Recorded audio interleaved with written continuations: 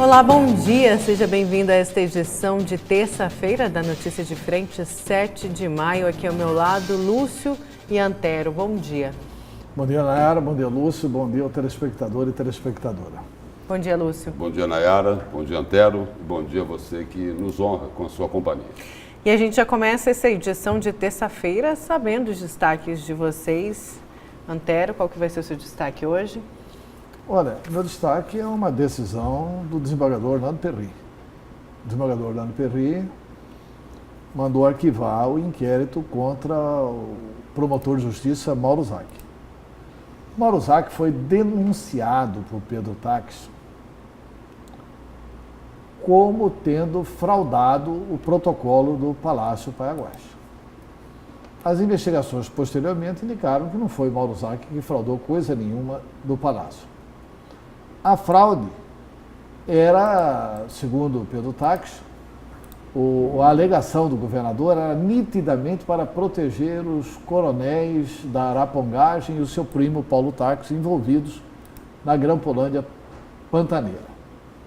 Porque o Mauro Zac fez a denúncia da Grampolândia, protocolou a denúncia, aí o protocolo foi fraudado e depois se comprovou que foi fraudado, só que ficou comprovado ao longo da investigação que quem fraudou foi o próprio governo. Então, meu destaque é isso.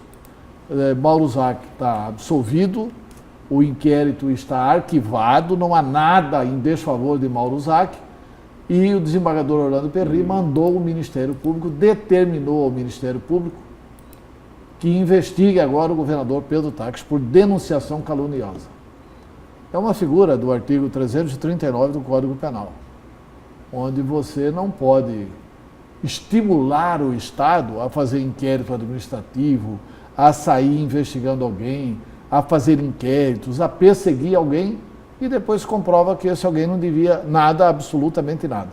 Quando você movimenta a máquina do Estado juiz para fazer isso, você está cometendo aí o crime da denunciação caluniosa. Isso é crime. E a gente vai comentar sobre isso. E o Pedro Táxi vai ser investigado.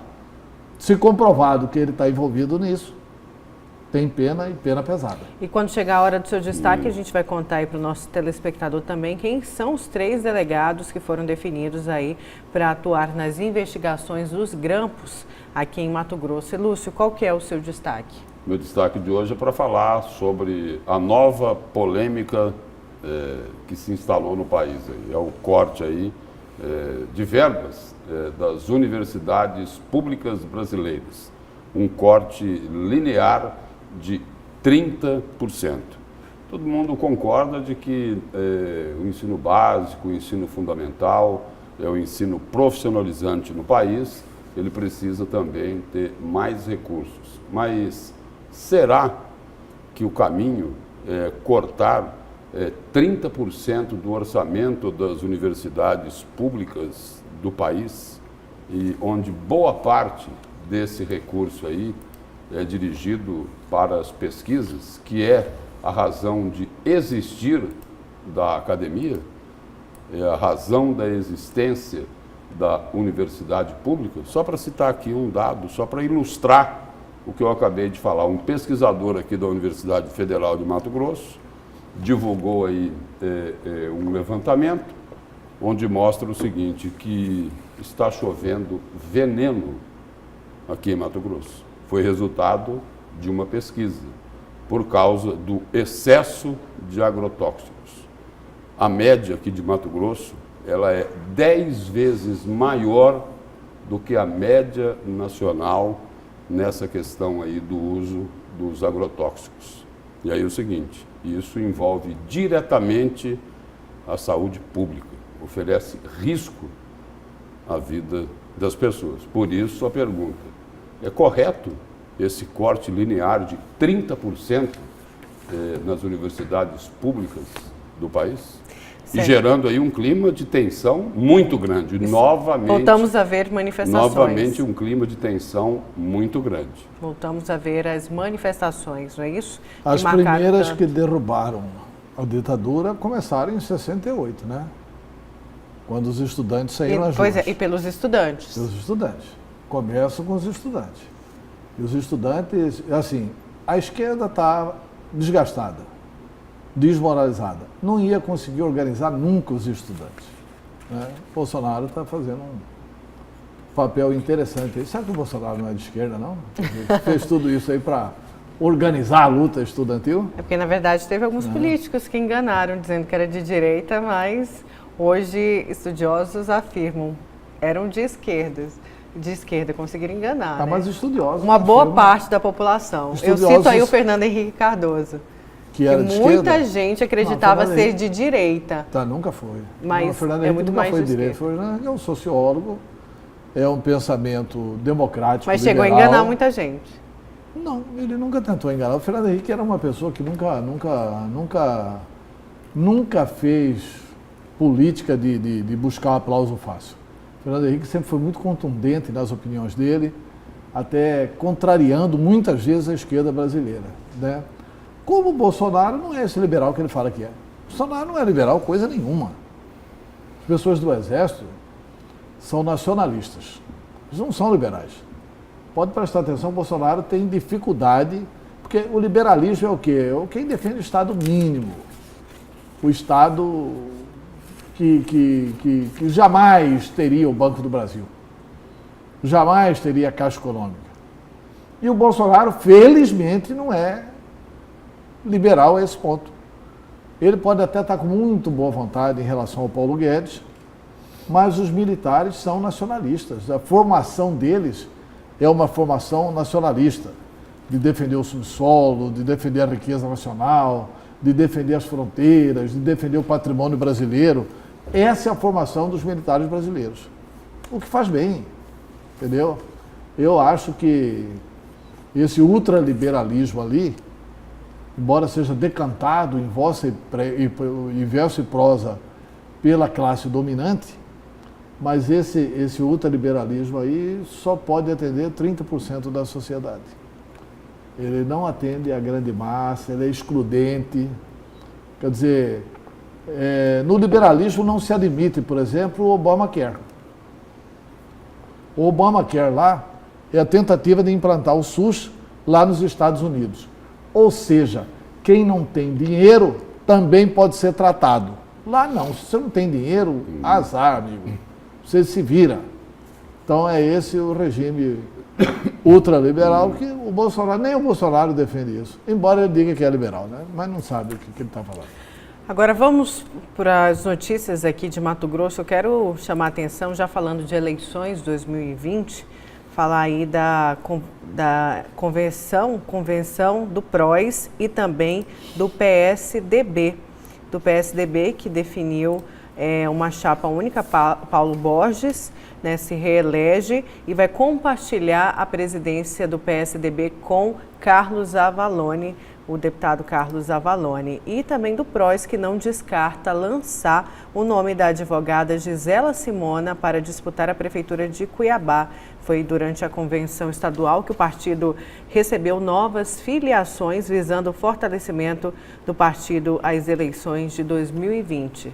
Queremos formar um grupo para estudar Mato Grosso, diz Gisela Simona, que tem uma grande aprovação aí. Foi muito bem nas urnas, nas eleições de 2018 para o Senado, para a deputada federal, para o Congresso.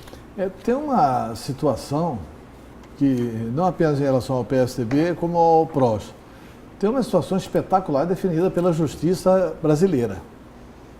A justiça brasileira não vai aceitar mais comissão provisória. Até junho só as comissões provisórias, né, Lúcia?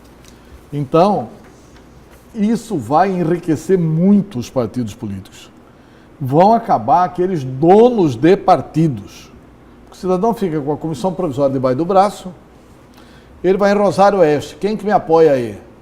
Ah, o cidadão lá não quer apoiar. Então tá bom, então você está fora da comissão provisória de Rosário Oeste. Aí indica um apoiador dele lá na comissão provisória de Rosário Oeste. E se essa pessoa não se dedicar, quando estiver perto de renovar, tira. Agora não, agora é obrigado a formar o diretório. Onde não tiver diretório, não vai poder ter candidato a vereador e a prefeito. Então isso vai forçar os partidos a formarem os diretórios.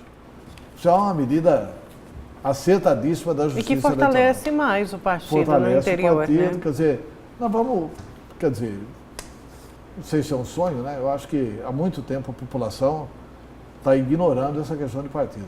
Ninguém está votando mais em partido. E aí Nós perdemos ideologia, não tem mais ideologia em lugar nenhum. E a suplente de deputado federal, a Gisela Simona, que é do PROCON, não é? Ela está olhando para isso, viu, Antero? Ela está olhando para isso. Ela diz o seguinte, olha, o que a gente está querendo agora é reorganizar o partido. Segundo ela, o PROS ele está atento às mudanças da legislação eleitoral, que é o que você acabou de lembrar aí. E ela diz o seguinte, o que vale agora é um partido forte e as pessoas precisam conhecer bem os municípios onde querem disputar as eleições, porque hoje o cidadão, ao votar, olha muito para isso. Ela evita falar que é pré-candidata, né, ao cargo de prefeita, mas o partido está propenso a trabalhar o nome dela para disputar o comando da capital no ano que vem, aí na sucessão do prefeito Emanuel Pinheiro. E a Nayara falou aqui do PSDB, né? Falou aqui do compartilhamento, né, da eleição, da presidência, isso que agora vai ser compartilhado. E aí o seguinte, aí o deputado Carlos Avalone, ele comentou aí sobre esta eventual fusão que poderia, que pode existir aí entre o PSDB e o DEM. E o DEM, o Democratas, né? Quer dizer, aí ele faz o seguinte comentário. Segundo Avalone, Pedro Tax e Mauro Mendes começaram na política juntos e, apesar de terem se tornado adversários, nada impede de retomarem esta parceria. Eu tenho que acrescentar aí o Wilson Santos também, né? Ah, mas tem coisa que não dá mais para juntar, Santos, né? Também é do PSDB, começaram né? juntos, mas tem coisa que não dá mais, né? O Wilson Santos também, né? O Santos também. É até bom o seguinte, né? Porque aí o Mauro Mendes, ao invés de dizer esse partido que esculhambou com as finanças do Estado, né? Que é incompetente. Assume a primeira pessoa do plural, né? Nós, que no passado esculhambamos o Estado, destruímos as finanças do Estado, sob o comando aqui do meu correligionário Pedro Tax. Eu, sinceramente... Pois foi o que eu perguntei. Apesar de ele terem começado juntos, tem coisa que não dá mais para juntar, viu, Antero e Nayara? E Carlos Avalone, o deputado Carlos Avalone, tentou, assim, quase profetizar, não é? Ele lembra, assim, o seguinte, que, olha, Tax e Mauro começaram juntos. Eles faziam parte lá do Mato Grosso Mais Forte, né? Para você ver como a política é muito dinâmica. E aí ele coloca, olha, durante o governo eles se desentenderam, disputaram a eleição um contra o outro, e aí ele profetiza. Mas nada impede que no futuro eles possam estar juntos novamente. E ele completa, isso não sou eu que estou dizendo, é a história. É verdade, se sair essa coligação de cima para baixo, essa unificação, primeiro que vai espatifar os dois partidos, né? Tem o núcleo do PSDB, as recentes manifestações do governador Alckmin são claramente no sentido de que não vão aceitar ao mesmo tempo em que o João Dória está propondo isso, que é o dono do partido, ele hoje é dono do PSDB, quer dizer, o PSDB vai fazer o que o João Dória quer. Quer dizer, o João Dória está indicando um caminho à direita para o PSDB. O PSDB não é um partido de direita. O PSDB é um partido de centro. No máximo, um partido de centro-esquerda. Mas é basicamente um partido de centro. E se você pegar as declarações do Fernando Henrique, eles acham que o PSDB tem que ser... e que o país precisa radicalmente de um partido de centro. Mas... o Dória quer abrir mão do nome do PSDB e talvez esse grupo, que vai ser minoria, era inimaginável Fernando Henrique, José Serra e Geraldo Alckmin ser minoria no PSDB, Tasso Gereissati, mas esse grupo vai ser minoria no PSDB. Arthur Virgílio. Então, esse grupo que é representativo do pensamento... É que o poder é encantador, né, Antero? Não, é isso? Eles não vão com... Eu digo encantador para quem está seguindo o governador de São Paulo. Assim, a maioria vai seguir o governador de São Paulo. A maioria vai seguir o governador de São Paulo, João Dória, mas deve sair alguma coisa nova desse núcleo dos fundadores do PSDB, digamos assim.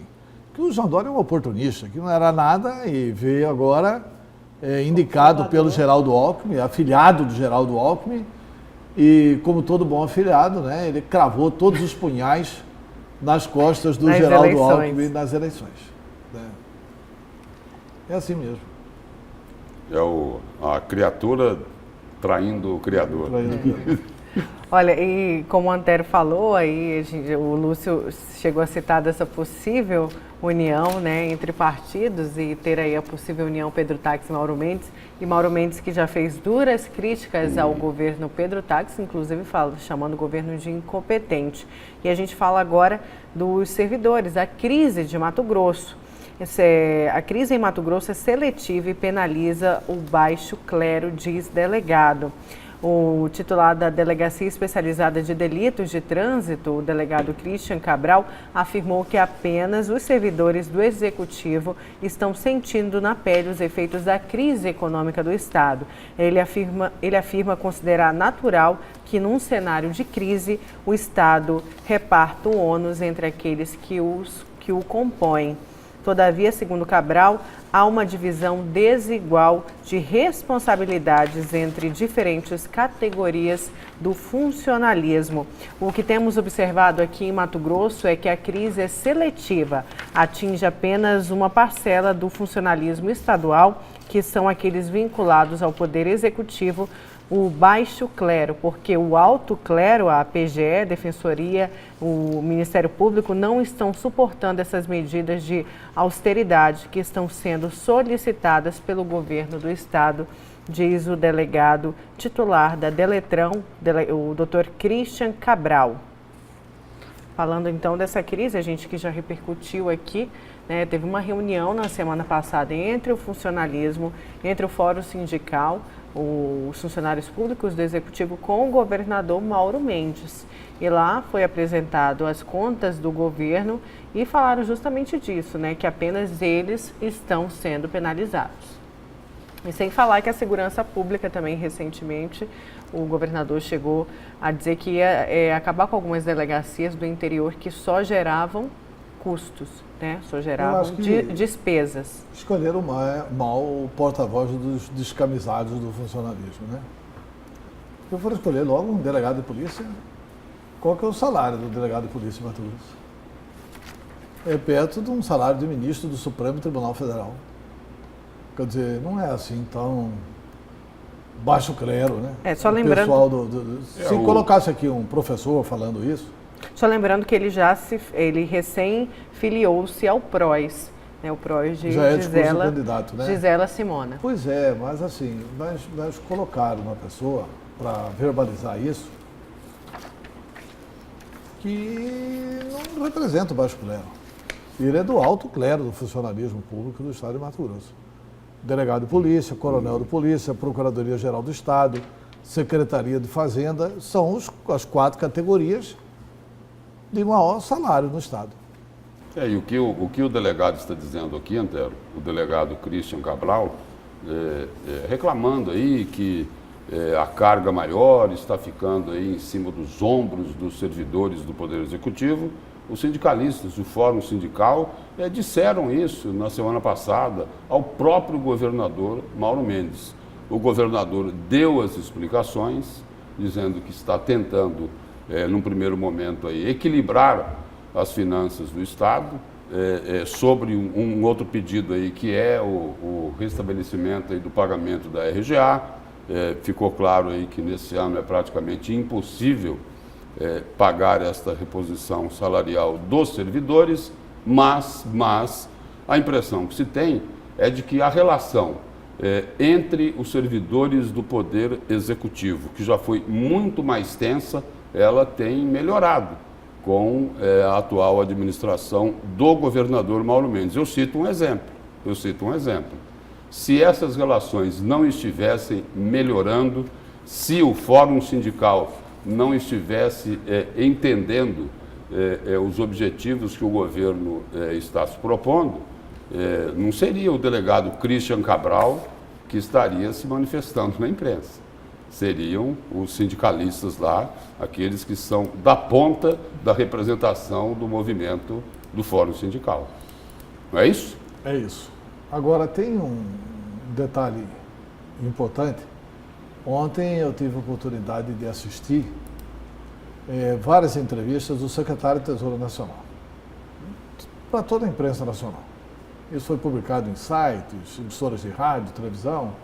Eu tive a oportunidade de ouvir, de ler, de assistir entrevistas dele. E ele colocando claramente o seguinte, que os estados brasileiros vão precisar de um forte ajuste. E conclamando os estados brasileiros a fazerem um ajuste, cortando despesas com o funcionalismo. E os que não fizerem isso não terão apoio do governo federal para renegociarem suas dívidas. Mas o governo federal está deixando claramente o seguinte, que a União não vai passar a mão na cabeça de ninguém. Se os estados quiserem continuar sendo perdulários, gastadores, gastando o que não podem, eles que se virem. Ou seja, não vão conseguir se virar, né? Com as economias em frangalhos, eles não vão conseguir se virar. E que eles só vão atender os governos que tiverem planos de ajuste, de aumentar a receita e de diminuir despesas, e principalmente de diminuir despesas com funcionários. É a recomendação da Secretaria do Tesouro Nacional para todos os estados brasileiros, não é para Mato Grosso não, para todos. Ele acha, inclusive, que vai existir muita dificuldade de enquadrar Minas, Rio de Janeiro e Rio Grande do Sul, que ele considera os 3 estados em pior situação no país, mas que os outros todos têm que se enquadrar, inclusive estes, vão ter que fazer um programa duríssimo de ajustes. Então, o Mauro Mendes, que já fez o dever de casa aqui desde o início, pode ser que o plano dele seja mais assimilável pelo governo federal, né? E que possa, inclusive, ser premiado para sair da crise mais rápido, né? Vamos seguir então, olha só, a gente que sempre repercute aqui na Notícias de Frente a série do Jornal A Gazeta, O Crime Compensa. Eu trago agora uma matéria do Folha Max. O ex-secretário estadual de Fazenda, Éder Moraes, foi autorizado pela Justiça Federal a visitar a fazenda dele na região do Lago do Manso e a circular no condomínio onde mora, em Cuiabá, segundo o advogado dele, Fabian Feguri. A decisão é do juiz Jefferson Schneider e foi proferida na sexta. Éder é investigado na Operação Ararat e foi preso em 2014 e 2015, todas as vezes decorrente da operação investigação policial por corrupção. Desde então, ele é monitorado por tornozeleira. De acordo com a defesa de Éder, com decisão, o perímetro para circulação do ex-secretário foi ampliado pela Justiça. A partir de agora, ele pode circular dentro do condomínio onde mora, aqui na capital. Só lembrando que ele tem que voltar, se recolher para a residência a partir das 7 horas da noite. E lembrando que em 2015, ele foi preso por ter quebrado 92 vezes os termos de utilização de monitoração eletrônica, a chamada tornozeleira eletrônica, num prazo aí de 60 dias. Ele quebrou as regras 92 vezes. Olha, eu acho surreal esse tipo de informação aqui. Ex-secretário pode visitar a fazenda dele em Cuiabá. Quanto foi retido do patrimônio dele? Quanto que ele já devolveu, Quanto que ele devolveu? Não, ele não devolveu coisa não nenhuma. Não devolveu nada, por isso. A fazenda dele, ela está bloqueada? Como é que está funcionando essa questão do bloqueio de bens? Segundo, o TRF1 está devendo uma explicação à sociedade. Ele já foi condenado, o juiz Jefferson Schneider já fez a sua parte. Ele já foi condenado pelo juiz Jefferson Schneider a 140 anos de prisão. Ele foi julgado na primeira instância muito antes que o Lula. O Lula já foi condenado uma vez, já está perto de ser condenado a segunda vez pelo TRF4, e o TRF1 não encontra tempo de julgar o Éder. É isso? Não vai julgar o Éder Moraes. O Éder vai continuar desafiando e pisoteando aí. E vivendo livre, leve e solto, tem até programa de TV, não é isso? Tem programa de TV. Agora ele vai passear pelo condomínio dele, que é um condomínio de bacanas. Só mora gente rico lá. Ô, companheiros e tal, ele vai sair e tal, vai sair fazendo propaganda lá, olha, me assista aí no programa e tal. Olha, tão de brincadeira, né? Tão de brincadeira. Aí, vou até sugerir aqui pro Dorileu Leal, tá aí, a próxima capa devia ser Éder Moraes, né? O crime compensa, O crime Éder compensa, Moraes. Porque não é possível, cara. Não é possível. O Éder... E lá ele vai E só lembrando, outros já casos, nesses devaneios. outras polêmicas, que ele já foi na Assembleia Legislativa, já confrontou os servidores dizendo que na época dele os salários eram pagos em dia, já tentou dar consultoria também ali dentro da Assembleia, né? Já Sem deu, falar. ele Não foi tentou. virou Ele uma- foi convidado a dar consultoria econômica Você vê que, lá na Assembleia você vê que Legislativa. o povo é bom, né, seu Lúcio? O povo é bom, né? O Oscar Bezerra, que aparecia aí com uma novidade, né? Olha, a família de Joara, que teve coragem de enfrentar o Riva, a família do Riva, que mais se expôs, etc e tal. E aí? Quer dizer, aí o grande ídolo do Oscar Bezerra era Éder Moraes, que foi convidado para dar palestras dentro da Assembleia Legislativa de Mato Grosso. A coisa só não foi pior, porque o Botelho interviu e proibiu. Senão ele ia dar palestra dentro da Assembleia Legislativa de Mato Grosso. E palestra de como combater a corrupção. Vocês já pensaram num negócio desse? E como arrecadar mais dinheiro. E como arrecadar É mais isso? dinheiro. Uma aula. E o que fazer com o dinheiro do FETAB. Como Deve ter visto estabelecer também. um projeto de desenvolvimento para Mato Grosso FETAB. O FETAB como um fundo de garantia de um novo empréstimo que ele queria fazer para Mato Grosso. Não. Mais, Antero, mais. Olha, a proposta que eu tenho para o FETAB é a salvação econômica de Mato Grosso. Realmente, se olha, boa liberarem- sugestão, se boa liberarem sugestão o para o Éder- crime Se compensa. liberar o Éder, ele é capaz de ser candidato a prefeito, hein, cara? Aliás, ele foi condenado em segunda instância. Se ele não for condenado em segunda instância, Mas se for candidato a prefeito, Antero, ele tem Ele que... Ele vai precisar se afastar do programa ou não? Vai, não vai? Vai, Precisa, do não programa, precisa? precisa. Do programa de TV? precisa. Mas a pessoa ele debater de tornozeleira, vai ficar bacana, né? Ué, ele ia dar palestra econômica de tornozeleira. E ainda. E o- Pode falar. Não, e um outro assunto aí, que é bem próximo desse aí. Ex-secretário entra na Justiça para reverter demissão e seguir com salário de 33 mil em Mato Grosso. É o ex-secretário lá da Secopa, o Maurício Guimarães, aquele que a gente já comentou aqui, que prometeu o VLT dezenas de vezes, né, para 2014. E aí, o ex-secretário Maurício Guimarães, ele entrou com uma ação no Tribunal de Justiça contra a decisão administrativa que determinou a exoneração dele da Secretaria de Estado de Fazenda, onde é servidor de carreira. E a demissão do Maurício Guimarães, investigado no âmbito do governo do Estado por suposta improbidade administrativa, passou por alguns entraves no poder executivo.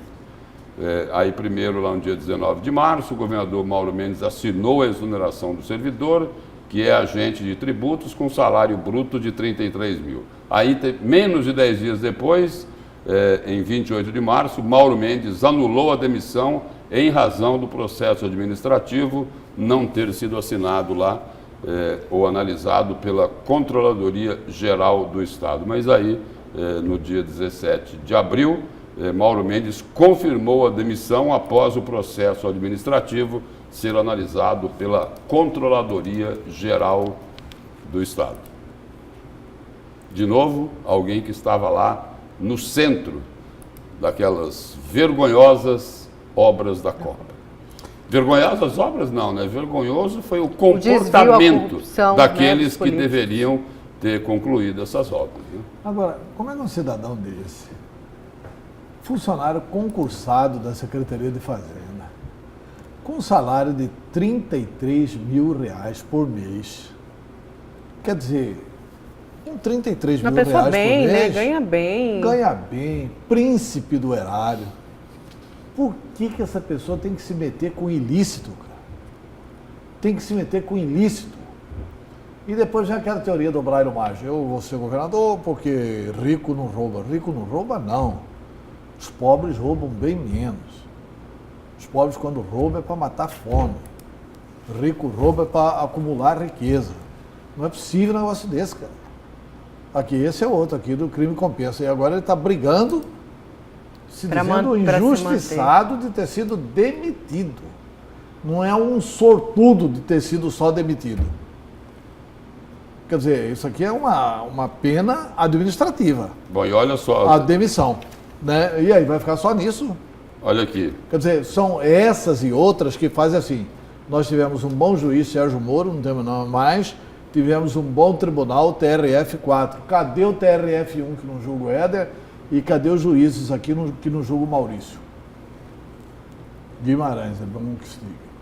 E o ex-secretário, Maurício Guimarães, ele é acusado pelo Ministério Público do Estado de desvios de valores dos cofres públicos, aplicação irregular do erário, do dinheiro, uso do cargo de primeiro escalão na administração pública para proveito pessoal, negligência no trato com objetos públicos e recebimento de vantagens indevidas.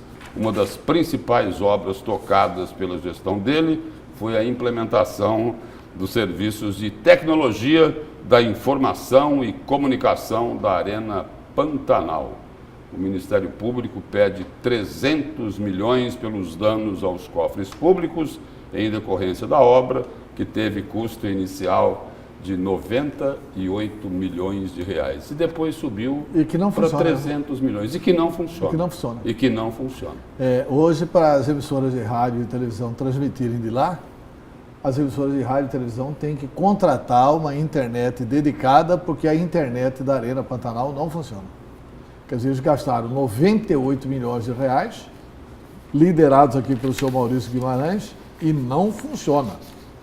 Quer dizer, a Arena Pantanal não funciona. E um cidadão como esse ainda pós aí de injustiçado. Está recorrendo agora, ainda bem que caiu na mão de uma juíza, de uma desembargadora que é excelente. A Helena Maria Bezerra Ramos. Ela não decidiu sobre o caso, mas com certeza vai negar essa pretensão do Maurício Guimarães. E por causa desse serviço aqui, né, de tecnologia da informação e comunicação lá da Arena Pantanal, que gastaram uma fortuna e que não funcionou, é que Mato Grosso ficava passando vergonha nacional, porque a mídia nacional se referia a gente aqui como o estádio, como o elefante branco, né? Isso mesmo. E Lúcio, falando do VLT, você que falou do ex-secretário da Secopa, o senador Wellington Fagundes cobrou do governador Mauro Mendes, a gente que já falou disso aqui, só que foi o judiciário que cobrou, agora é o senador Wellington Fagundes, que cobra do governo Mauro Mendes uma decisão sobre o VLT, cuja obra está parada desde 2014. O pronunciamento foi dado na manhã de ontem na Assembleia Legislativa durante debate sobre as novas fronteiras econômicas de Mato Grosso. Ele que falou que o modal, do jeito que está, é prejudicial para o Estado e consequentemente, para a população. Fagundes afirmou ainda que uma resposta deve ser dada ainda este ano. O que ele deve fazer? Ele falou o seguinte: a população não recebe esse benefício, quanto mais demora, pior é para o Estado e, consequentemente, para a nossa população. Tem que ser tomada uma decisão via justiça amigável, tem que se tomar. A matéria do Olhar Direto, da Fabiana Mendes e do Wesley Santiago. Agora o senador cobrando também uma resposta do governador sobre o VLT, se vai dar continuidade ou se vai trocar o modal pelo BRT. A novela continua. E as cobranças também. E aí o que o governador Mauro Mendes diz é o seguinte: olha, eu pedi um ano para dar uma resposta sobre o VLT, mas estão pressionando para que ele antecipe essa posição aí sobre esse modal, né? Vai terminar o VLT ou vai partir para o BRT? Né? Mas tem outras coisas aí, né? Primeiro que o Wellington indicou o secretário de Infraestrutura no governo do Silvio Barbosa, né? Ponto 1. Ponto 2, que o Wellington até disputou a eleição contra Pedro Taques, mas durante muito tempo tentou ajudar aí o governo Pedro Taques. Puxando pela sua memória de apresentador aqui diariamente, qual foi a cobrança que ele fez durante o governo Pedro Taques? Quer dizer, normalmente escolhe dar a resposta até o final do ano, eu acho que deve dar. Tem uns que torcem por VLT, eu torço para ele concluir o VLT.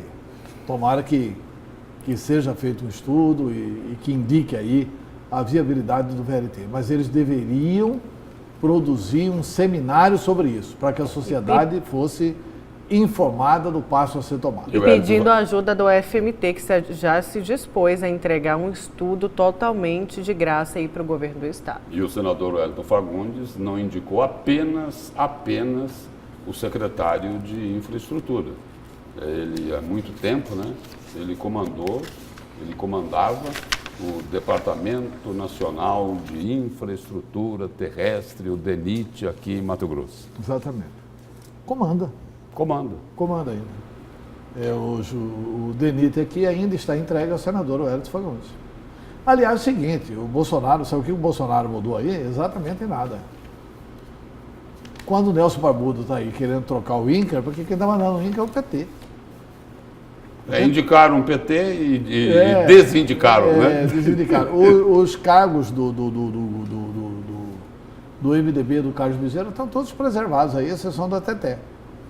O resto está tudo preservado aí. Quer dizer, as indicações antigas com o governo da Dilma e do Temer continuam funcionando aqui em Mato Grosso, em nível federal.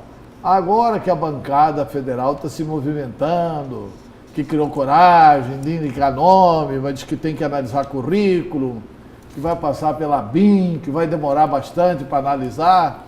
Enquanto isso, a turma do PT continua governando aí por baixo.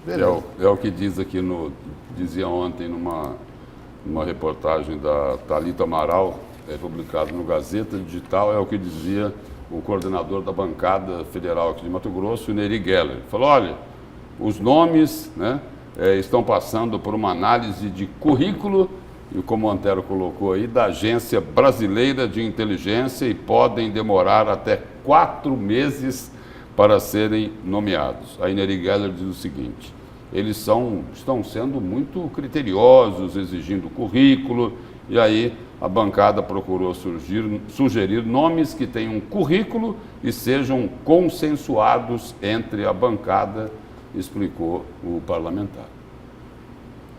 Não, que tenha rigor ali para escolher alguém com competência técnica, nada contra isso, nada contra, né? Agora, a escolha desses cargos aí também... Aí vem a reforma da Previdência, não é? Aí é isso? Amplia a discussão. Amplia a discussão. Certo, vamos fazer uma pausa, tomar aquele cafezinho? Na volta a gente continua porque tem Santa Casa de Misericórdia.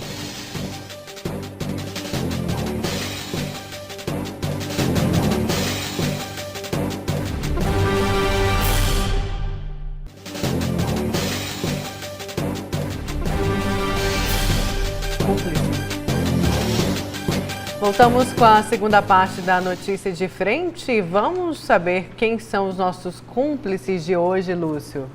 Vamos lá, Nayara. O Adão Oliveira, Ivonildo, do bairro Carumbé, Maiara, a Elza Araújo, de Várzea Grande, o Betão, do Parque Cuiabá, Antônio José, a médica Dalva Guimarães, Orneci Franco, Carlos Vez, do Jardim Florianópolis, Lucas Meira, de Guarantã do Norte, a Shirley, o Wendel, do bairro Lixeira, Josiane, do Jardim Florianópolis, o Betão, do Parque Cuiabá, João Rosa, do Dom Aquino, Carlos Alberto, Ademir de Campos, James, do Parque do Lago, Marcos de Várzea Grande e o Roberley, do CPA4, os cúmplices da Notícia de Frente.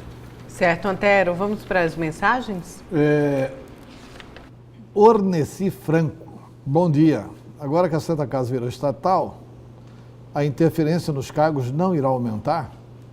Não corre o risco de ficar como em outras secretarias, que algumas vezes são usadas como cabides de emprego, Orneci Franco. E é isso que eles querem coibir, né? Só lembrando que o secretário-chefe da Casa Civil falou justamente disso, que vai verificar a denúncia do ex-diretor da Santa Casa, o Dr. Luiz Saboia, que disse que tinha entregue a gestão para Antônio Preza com 500 e depois foi para 900 e que muitos seriam indicações políticas. Pois é. Segundo então, Luiz Saboia. E o secretário Mauro Carvalho, na entrevista que deu aqui recentemente, garantiu que isso não vai acontecer no governo de Mauro Mendes. Boa tarde, sou moradora do bairro do Porto. Moro em frente à Orla. Fico indignada com estes restaurantes aqui na Orla jogando esgoto no Rio Cuiabá. Por favor, dê uma passadinha para vocês verem. Então ele está sugerindo aí uma reportagem lá na Orla do Porto. Bom dia, Lucas Meira de Guarantã do Norte. Muito obrigado, Lucas Meira. Muito obrigado mesmo. Aqui tem também uma mensagem de bom dia, amo assistir a notícia de frente. Muito obrigado. Né? Mas é do Parque Residencial Cochipó, mas não mandou o nome. Mas, em todo caso, muito obrigado pela audiência.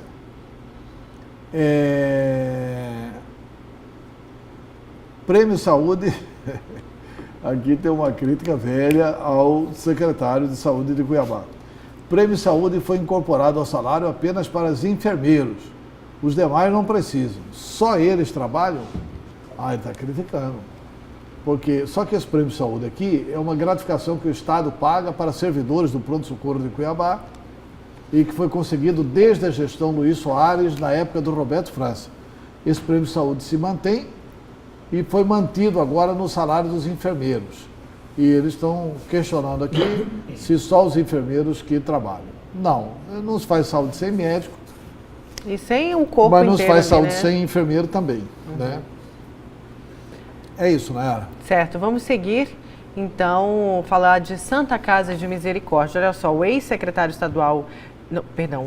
O secretário estadual de Saúde se reuniu ontem com os funcionários da Santa Casa de Misericórdia de Cuiabá, agora Hospital Estadual de Alta Complexidade, para tratar dos salários atrasados e direitos trabalhistas. Hoje tem uma reunião no Tribunal Regional do Trabalho para decidir como será feito o pagamento, mas já se sabe que 40% dos profissionais serão demitidos e 60% recontratados pelo Estado.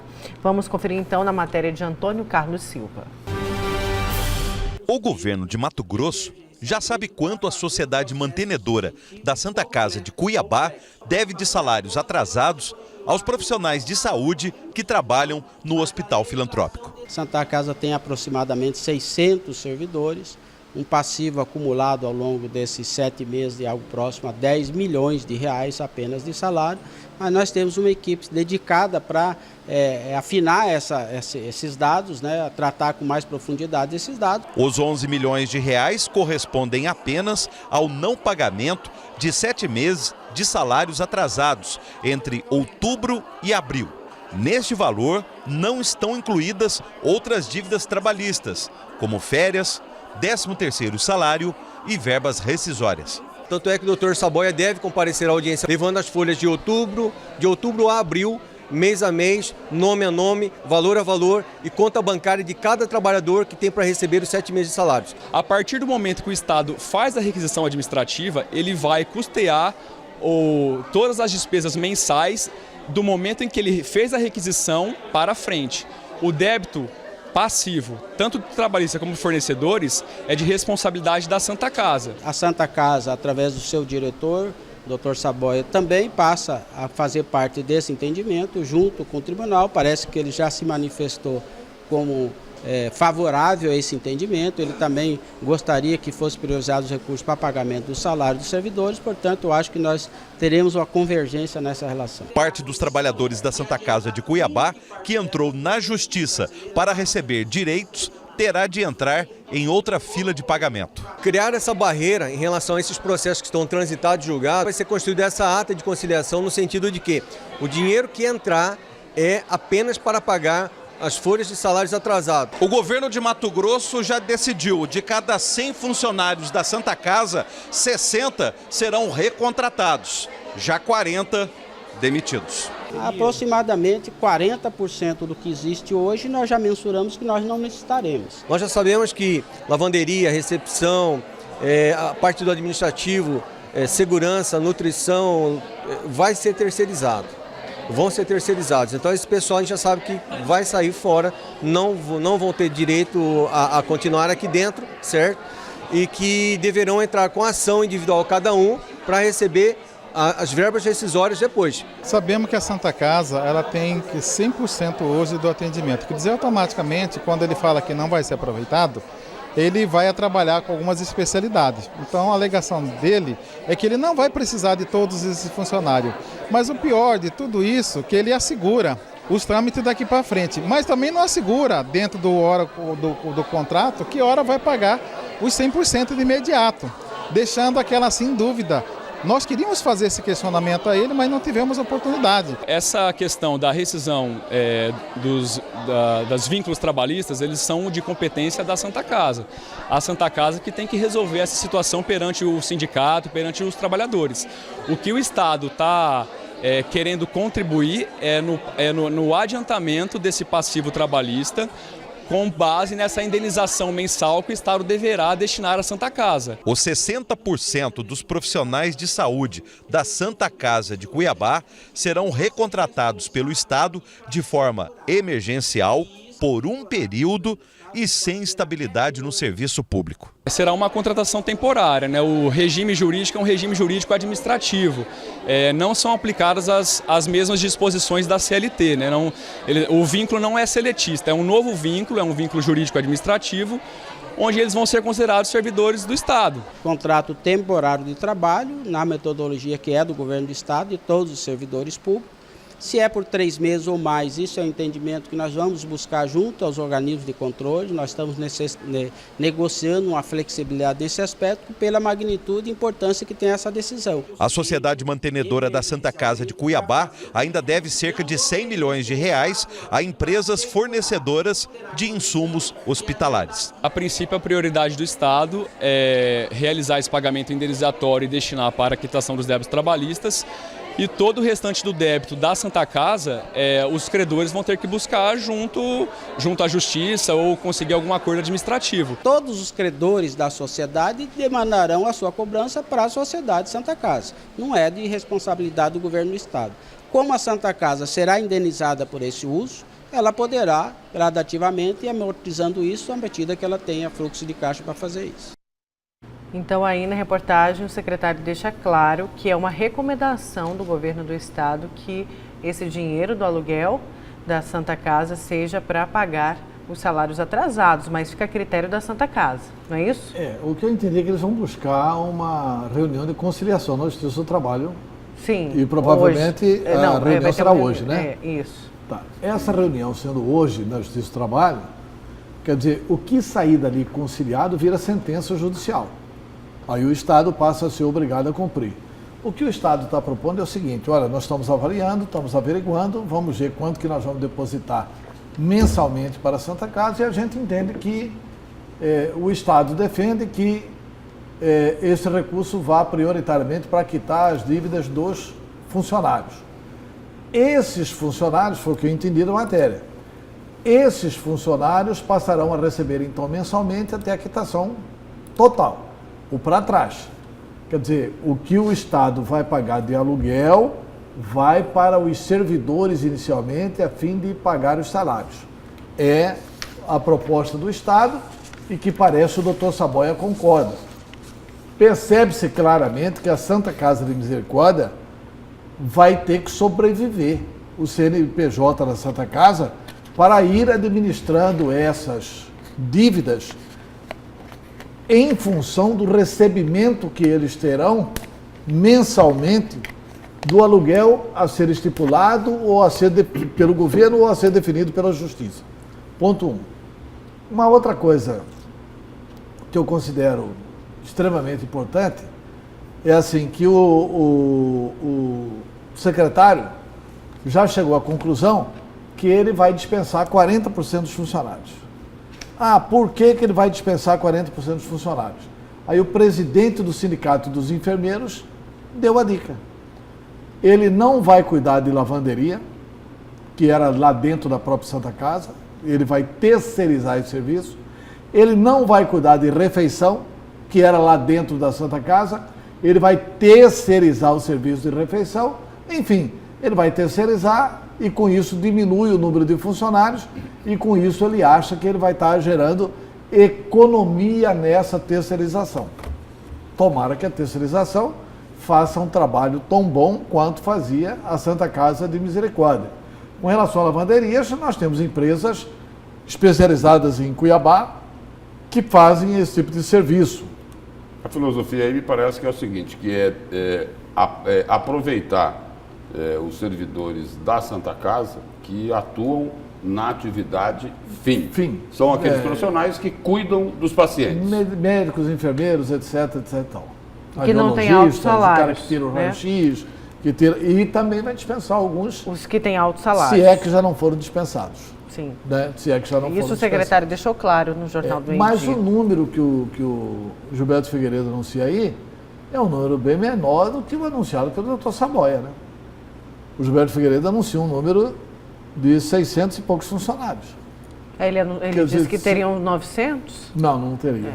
O Gilberto Figueiredo está confirmando. Não, o doutor Saboia tinha falado que seriam 900. O doutor Saboia falou que teria 900, mas o Gilberto Figueiredo está anunciando que já confirmou que tem pouco mais de 600 mas também servidores. tem muitos que já pediram demissão, né, por conta do atraso. Sim, pode ter pedido demissão ou pode ser que aquela turma mais ligada ao Presa tenha saído também junto por com recomendação ele. do próprio Presa. Né? E a outra informação relacionada aí à Santa Casa, só para relembrar, né, o ministro da Saúde deve anunciar nesta semana o valor que será encaminhado para o Estado de forma emergencial.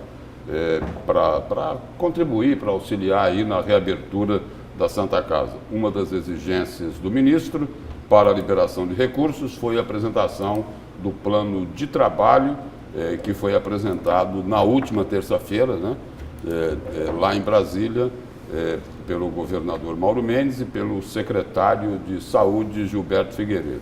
E aí a ideia de que, além do repasse mensal, seja enviado um recurso extra para auxiliar no processo de contratos e até na eventual compra ou aluguel de equipamentos. Inicialmente chegou a se cogitar um valor de 50 milhões, porém o ministro se recusou a falar em valores antes que fosse feita a apresentação do plano de trabalho, e o ministro faz questão aí, por uma questão aí de... por uma questão política, não é? De anunciar essas medidas aí para a Santa Casa de Cuiabá, juntamente com a bancada federal aqui de Mato Grosso. Tem só uma sugestão para fazer aqui no final dessa matéria. Está certo que não é papel do governo, mas é papel dos sindicalistas. Os sindicalistas deveriam propor nessa conciliação na Justiça do Trabalho o seguinte: porque o que a Santa Casa vai ficar micada com os equipamentos da lavanderia e da cozinha industrial? Porque assim, o governo vai alugar bens móveis e imóveis, certo? Aí o governo não vai utilizar a lavanderia. E aí, a Santa Casa lavava as roupas dentro da própria Santa Casa. Portanto, o governo não vai utilizar os equipamentos industriais de lavanderia que tem dentro da Santa Casa. Na certa vai dar um outro destino para aquele espaço, etc. e tal. Sim, e os equipamentos teriam que ser retirados dali. Tá. Os dirigentes da Santa Casa põem isso ontem. Não. Põem isso ontem. Então, estou sugerindo duas coisas aos negociadores em nome dos trabalhadores, principalmente ao presidente dos sindicatos, para que eles negociem na Justiça do Trabalho o seguinte: a empresa que ganhar a concorrência para fazer a lavanderia, que ela também alugue, ou compre, ou faça, se aproprie dos bens industriais que possibilitam essa questão da lavagem, de passar a roupa. A empresa que ganhar a alimentação, que se aproprie da cozinha industrial. Porque senão isso aí vai ficar na cabeça de quem? O doutor Saboia leva para casa dele uma lavanderia ou divide com um pedaço da lavanderia para cada membro da Sociedade Beneficente Santa Casa. E é uma forma também de se tentar garantir, não apenas que esses equipamentos vão para as empresas vencedoras da licitação, mas também que os funcionários não vai ter um novo emprego.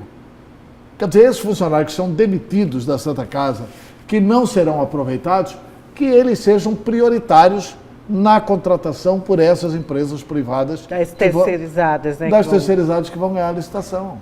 Quer dizer, tinha que tentar isso com o Ministério Público do Trabalho e com o juiz do trabalho para fazer isso na audiência de conciliação.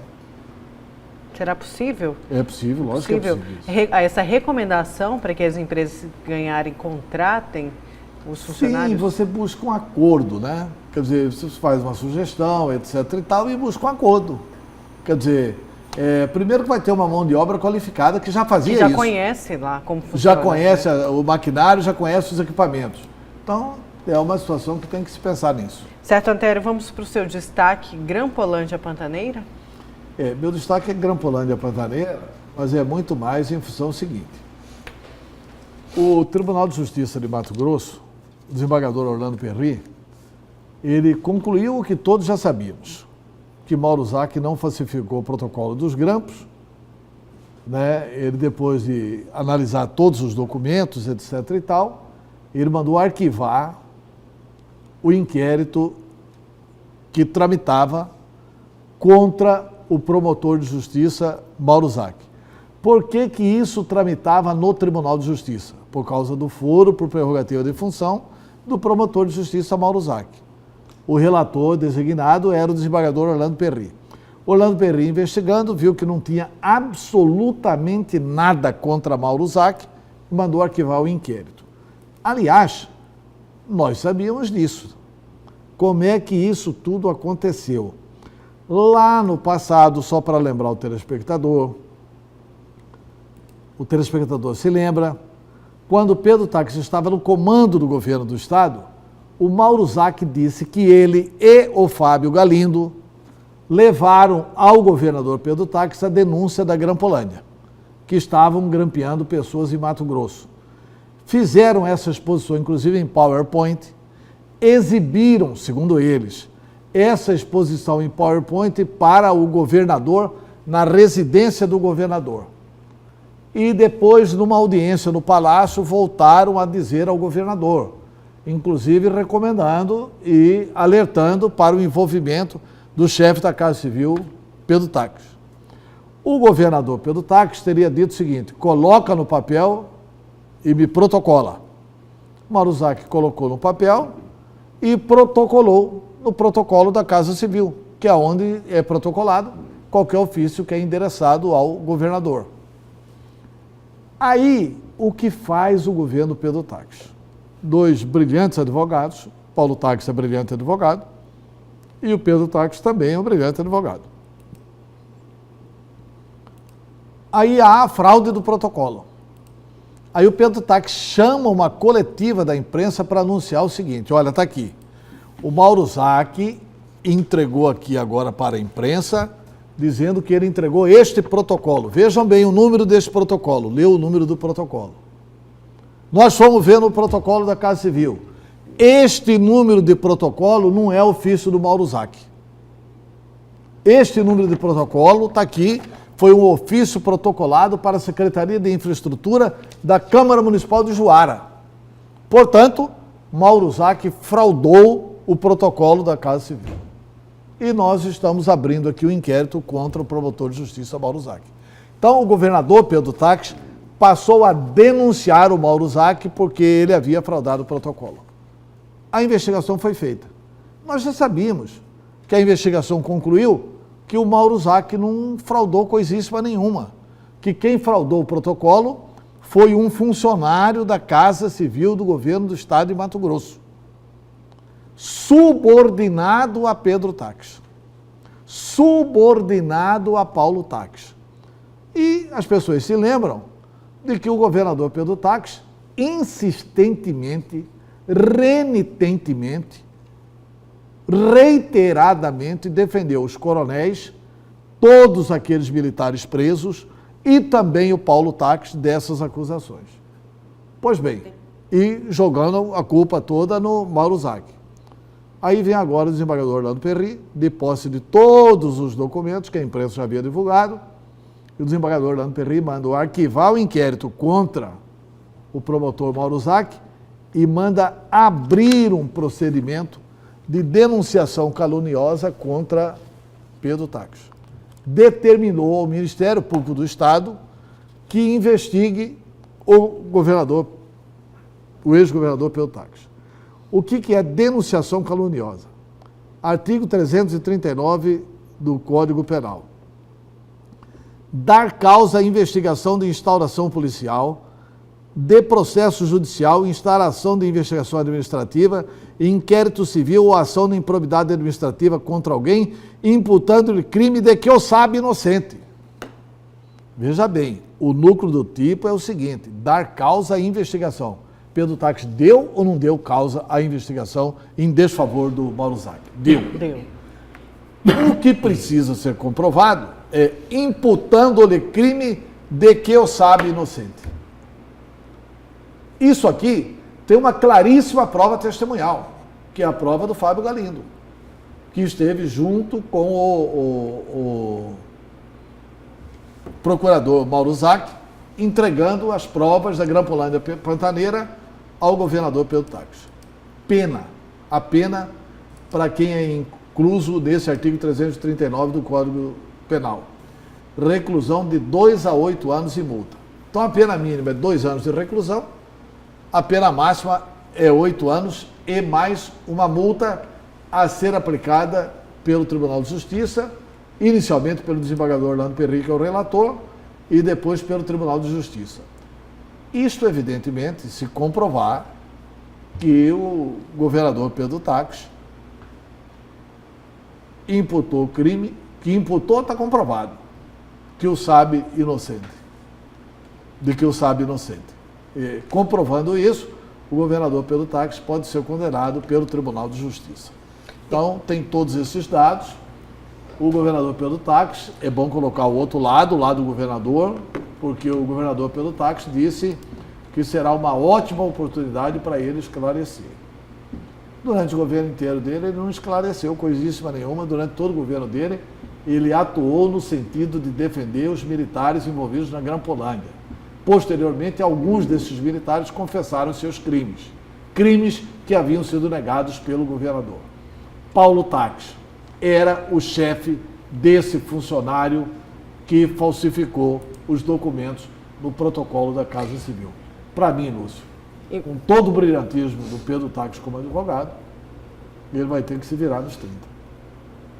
Pois é, e só falando ainda de Grampolândia, voltou, né, no foco, ficou um tempo aí, a gente não via falar das investigações da Grampolândia Pantaneira, e só para informar que a Polícia Civil define 3 delegados que vão atuar nas investigações dos grampos aqui em Mato Grosso. Após dificuldades para encontrar delegados que aceitassem dar continuidade aos trabalhos de investigações dos grampos telefônicos ilegais em Mato Grosso, a Polícia Civil definiu 3 nomes que vão presidir os inquéritos, que envolvem inclusive membros do Ministério Público Estadual e do Tribunal de Justiça. São Rafael Escatalon, Janira Laranjeira e Luciana Canaverde. São os 3 delegados que vão atuar aí nas investigações, só lembrando que muitos, né, recusaram, e agora tem então a definição desses 3 delegados. Olha, eu tenho uma reticências aqui, eu acho que a Polícia Civil não escolheu bem. Não é que eu tenha nada contra... Mas não é por um pouco falta de nomes? Não, não é, já que muitos recusaram? Eles deveriam ter tentado os delegados que já atuaram no caso, gente, por uma questão de economia processual. Eles deveriam ter tentado o Flávio Stringheta, como que é o nome da delegada? Teve uma delegada que atuou no caso. Pelo menos esses 2 delegados eles deveriam ter tentado. Eu tenho certeza absoluta que, como da vez anterior eles não recusaram, eles não recusariam agora. Eu não estou dizendo que essas pessoas aqui não tenham capacidade, eu estou dizendo que é uma questão de economia processual, né? Rafael Escatalon atua como delegado regional em Pontes de Lacerda. Janira Laranjeira Siqueira, lotada na Delegacia Especializada de Homicídios, de Proteção à Pessoa Humana. E Luciana Batista Canaverde, lotada na Delegacia Regional de Água Boa. São pessoas que vão entrar agora no processo. Nada contra o currículo delas e dele.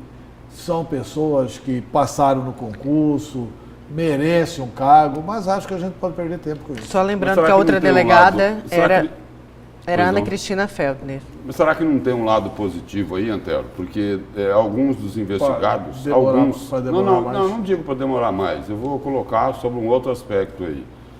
Alguns dos investigados questionaram a atuação dos delegados que atuaram lá na Grampolândia e questionaram também alguns procedimentos do desembargador Orlando Perry, com delegados que não participaram lá da primeira fase da Grampolândia, não daria um pouco mais de imparcialidade? E também, se eles confirmarem tudo que foi levantado lá, não dá mais credibilidade para toda essa investigação? Sim, só que você falou a chave aí, se confirmarem tudo que foi levantado lá, quer dizer, eles vão ter que revisitar os fatos já levantados. O que custa, o que gera custos. O que demanda tempo, né?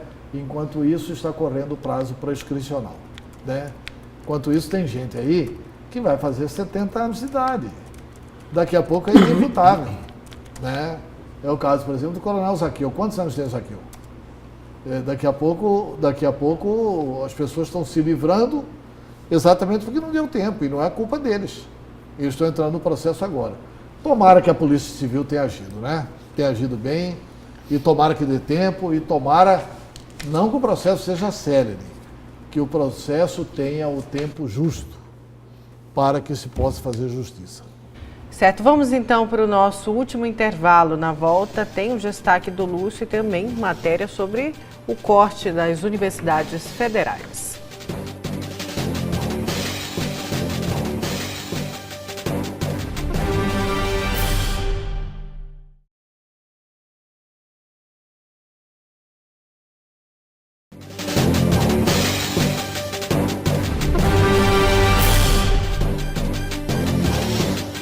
E voltamos com a última parte do programa A Notícia de Frente. Vamos chamar aqui a matéria, antes então do destaque do Lúcio.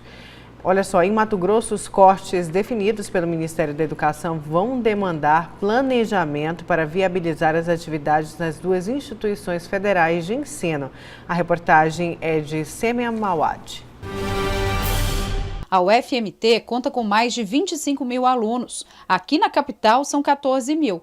Todos eles, além dos funcionários terceirizados, podem sofrer com as consequências do decreto do governo federal, que prevê corte de recursos. O prejuízo deixará de ser apenas administrativo nessa questão para passar a ser também acadêmico, no ensino, pesquisa, extensão e também na oferta de serviços da UFMT ao cidadão e à comunidade. O corte de 30% no orçamento da UFMT representa quase 34 milhões de reais. A universidade está presente em 33 municípios do estado. São mais de 100 cursos de graduação. O corte no orçamento ainda pode trazer outros prejuízos para os alunos. O refeitório, a princípio, a gente está fazendo uma nova licitação. Provavelmente agora até julho a gente vai licitar novamente o RU de Cuiabá.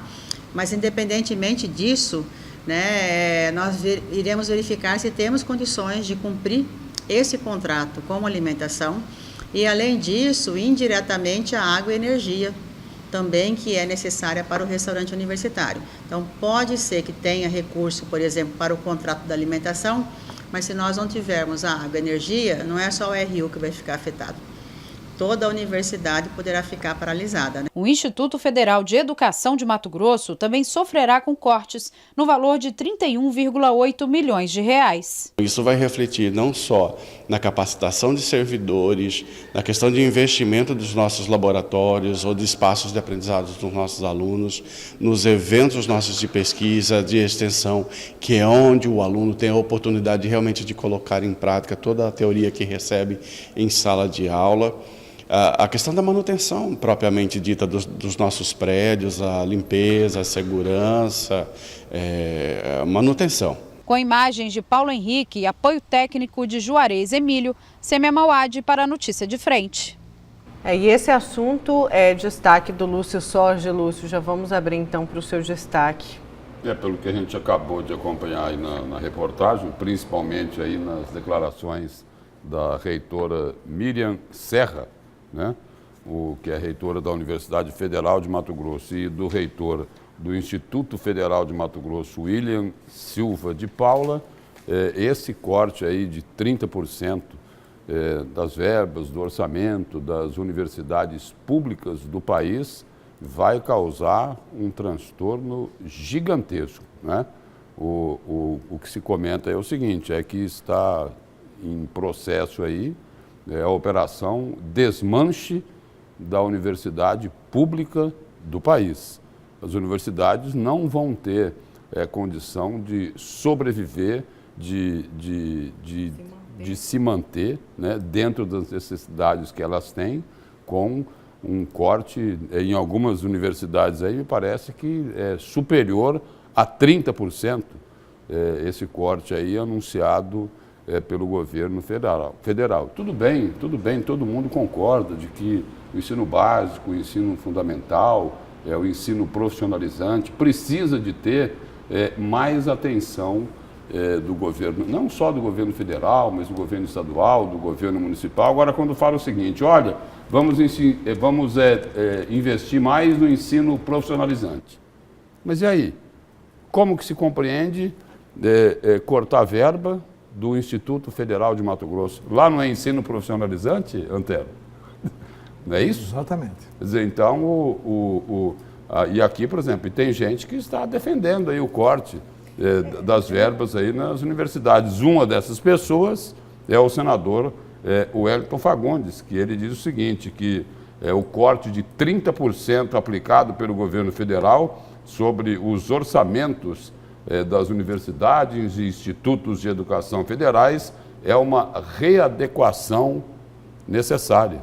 Agora, precisa ser nesse patamar de 30%, mesmo que a readequação seja necessária? Pois é, só lembrando que outros governos também fizeram cortes, mas esse foi o maior corte, veio no governo Jair Bolsonaro. Tudo bem, aí é necessário ter um corte, como defende aqui o senador Wellington Fagundes, para fazer essa readequação que ele diz necessária.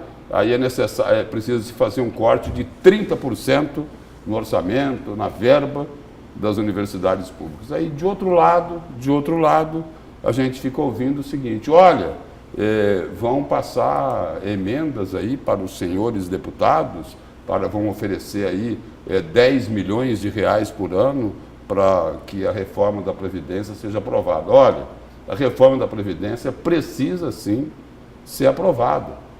O país não consegue sobreviver daqui a pouco sem que sejam feitos aí os ajustes na Previdência do país. Agora, então é o seguinte, precisa dar uma alinhada nesse discurso. Ou tem dinheiro ou não tem o dinheiro. Quer dizer, não tenho dinheiro para poder continuar dando sustentação à universidade pública. Tudo bem, tem exageros, precisa corrigir.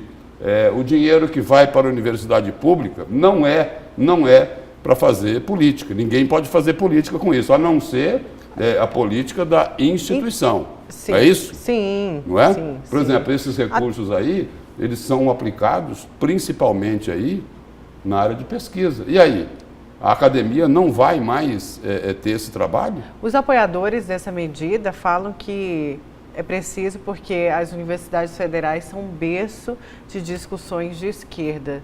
Mas é bom a gente lembrar que a instituição faculdade, a instituição universidade, é um local de livre expressão.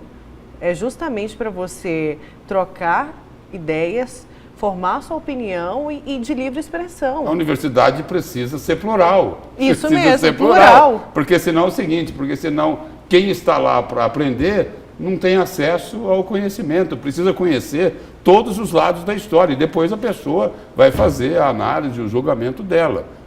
Agora, o que não pode é ter um corte desse tamanho, colocando em dificuldade a universidade pública. Isso aí é o seguinte, primeiro que o Bolsonaro vai conseguir mobilizar os estudantes do Brasil. Os estudantes vão às ruas, os pais vão às ruas, os avós vão às ruas. Porque não é possível, você tem filho na universidade, no IFMT. Como é que você resolve o problema do ensino médio no Brasil? Você tem que ser o ensino médio técnico. Qual que é a melhor instituição brasileira para fazer o ensino médio técnico? É o IFMT. É o federal. E os IFs do Brasil inteiro. IFGO, IFPE, IF Ceará, são os institutos federais de educação. São os melhores institutos para fazerem as escolas técnicas. Para o cidadão que não vai entrar na universidade, seja um técnico. Quais são as universidades privadas do Brasil que fazem pesquisa? Rigorosamente nenhuma. Nenhuma. Quem faz pesquisa no Brasil são as universidades públicas. O Lúcio falava, ao anunciar essa questão do que ele iria dar como destaque, você citava de que está chovendo... Veneno, agrotóxico. pelo excesso de agrotóxicos aqui em Mato Grosso. E quem diz isso é um pesquisador da Universidade Federal de Mato Grosso. E é onde esse corte mais vai afetar, vão ser nas pesquisas. Tá. Tem uma teoria de mestrado, cujo professor dessa teoria foi o ex-vereador Cuiabá, Vanderlei Pignato, que era um fraquíssimo vereador e virou um pesquisador de mão cheia, que está demonstrando o seguinte, gente, que aqui, nas cidades do grande agronegócio, os filhos dos trabalhadores estão nascendo com deficiências. As mães estão amamentando e passando o agrotóxico para o bebê. E isso é comprovado através de pesquisa científica da Universidade Federal de Mato Grosso. E essa pesquisa traz tudo isso, Antero. Essa pesquisa traz tudo isso também. Traz tudo isso. Então, assim, as pessoas estão nascendo aqui, nessas cidades, porque, assim, evidente que isso não acontece na casa dos patrões. Mas aqui, por exemplo, tem a casa dos trabalhadores. Até perto da casa dos trabalhadores aqui, tem as plantações.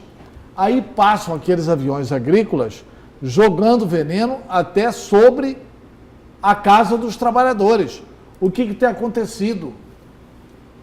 Pesquisas já identificaram que estão nascendo crianças com síndrome essas pessoas que têm deficiência. Crianças com deficiência, síndrome de Down. Por conta da alteração por conta do agrotóxico, por conta da pesticida, da herbicida que está sendo jogada lá em cima da casa deles. Pelo amor de Deus. O Bolsonaro, o Bolsonaro está reeditando o que a ditadura fez. Antes de 64, a melhor educação brasileira era a educação pública, inclusive a de ensino fundamental e médio. Aí, para dominar pela falta de conhecimento, eles estabeleceram um desinvestimento na área da educação. É o que o Bolsonaro está fazendo. Quanto mais analfabeto o Brasil, é melhor para entender o Bolsonaro. É isso. E só para encerrar aqui, Nayara, é preciso o seguinte: a nação não pode continuar dividida. Não podem continuar insistindo em dividir o país. Né? Por exemplo, o Geraldo Alckmin, do PSDB, ele diz uma frase aqui que é bom citar.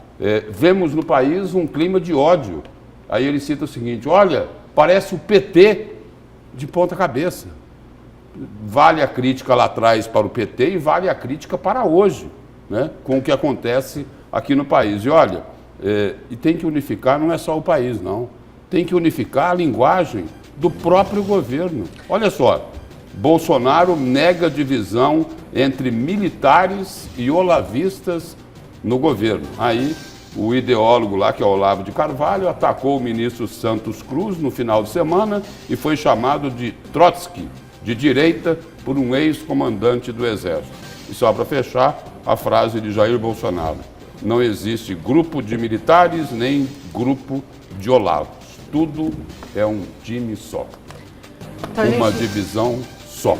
Medida que deve ser revista, porque não é possível, com tanta manifestação agora dos estudantes, vamos esperar uma boa notícia, que o governo reveja essa questão dos cortes. Só para encerrar, a gente termina aqui o Notícias de Frente com a matéria do site Gazeta Digital. Eleitores de senadora Selma Arruda fazem abaixo-assinado contra a cassação. Amanhã a gente conta melhor essa matéria da Thalita Amaral. Muito obrigada, Lúcia, obrigada, Antero. Bom dia. Bom dia.